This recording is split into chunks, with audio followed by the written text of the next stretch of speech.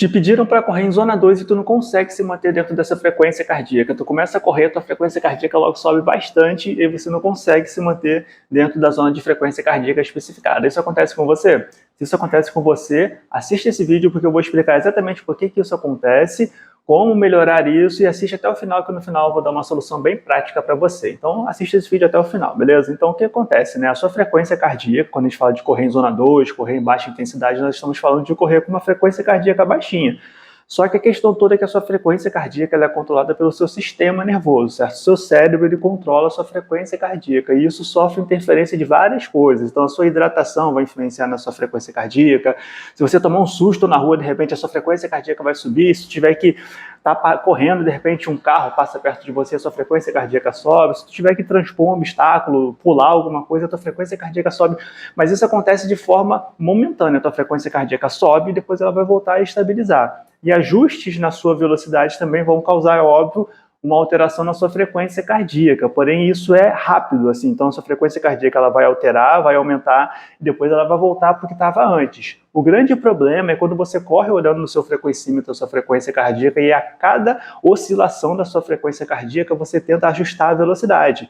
E esse ajuste de velocidade, mesmo que você diminua a sua velocidade de forma momentânea, isso pode também elevar a sua frequência cardíaca, porque você vai mudar a sua mecânica de um pouquinho de correr para poder correr mais lento, forçar um pouquinho correr mais lento, e isso vai fazer com que cause um desajuste no seu sistema nervoso e a sua frequência cardíaca sobe.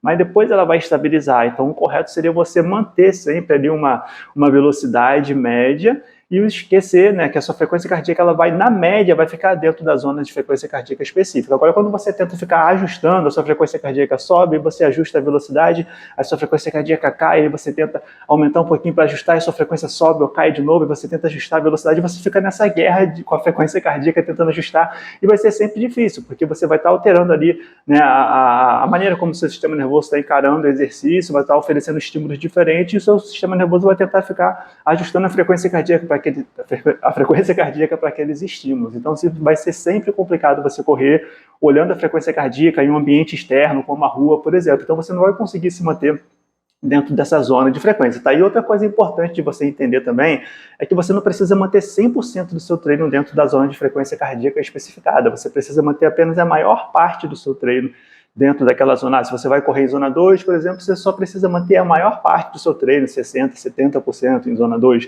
Não precisa ser 100% do seu treino. O relógio nunca vai mostrar 100%, né? Vai ter sempre mais zonas de transição, de alteração da frequência cardíaca, porque isso é normal.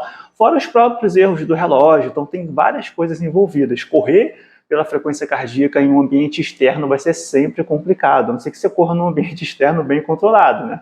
Se for numa esteira, por exemplo, é mais fácil, porque você vai estar com o ambiente mais controlado, temperatura, não vai ter nada ali atrapalhando muito. Mas na rua vai ser sempre complicado você correr pela frequência cardíaca, talvez numa pista de corrida seja mais controlado um pouco, mas correr na rua igual a gente corre aí vai ser sempre complicado. Então, o mais correto, né, o legal é você pode correr, ter as suas zonas de treinamento calculadas pelo pace ao invés da frequência cardíaca. Então, você faz ali um treino, seja um teste de 3 km, outros treinos específicos, ou mesmo uma ergospirometria, e você consegue ter suas zonas de treinamento calculadas pelo pace, o seu treino prescrito pelo pace, ao invés da frequência cardíaca. E fazendo isso, você vai se preocupar apenas, né? Fazendo isso, você no seu treino vai precisar apenas manter uma velocidade média. E você mantém essa velocidade média, esquece a frequência cardíaca e provavelmente no final do seu treino, quando você terminar, você vai ver que a sua frequência cardíaca ela ficou, a maior parte dela dentro daquela zona de frequência cardíaca especificada. E se tentar correr pela zona de frequência cardíaca,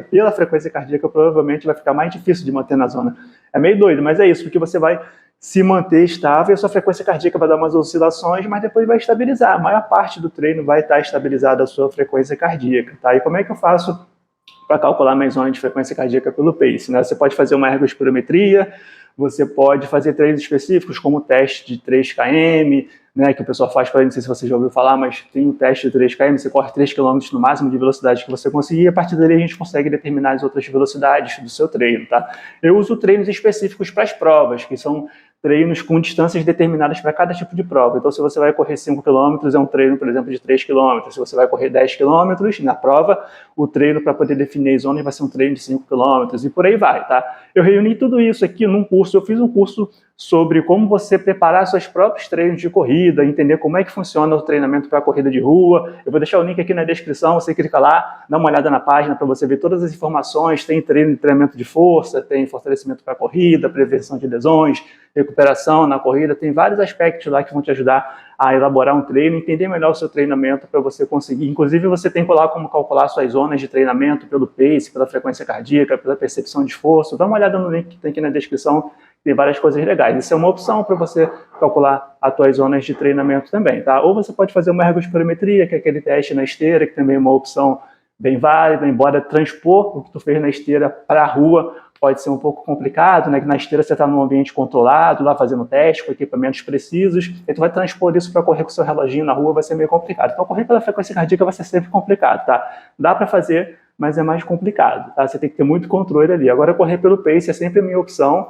Então, se você quer, de repente, não se preocupar tanto com batimentos que sofrem interferência de várias coisas, temperatura, ainda mais no ambiente externo, você pode correr pelo pace. Escolha sempre ter o seu treinamento, suas zonas de treinamento escolhidas, definidas pelo pace ao invés da frequência cardíaca, porque isso vai facilitar na hora de você correr, beleza? Espero que esse vídeo tenha ajudado. Compartilha com seus grupos de corrida e exercícios aí para poder alcançarmos mais pessoas. Gratidão pela sua atenção e até o próximo vídeo.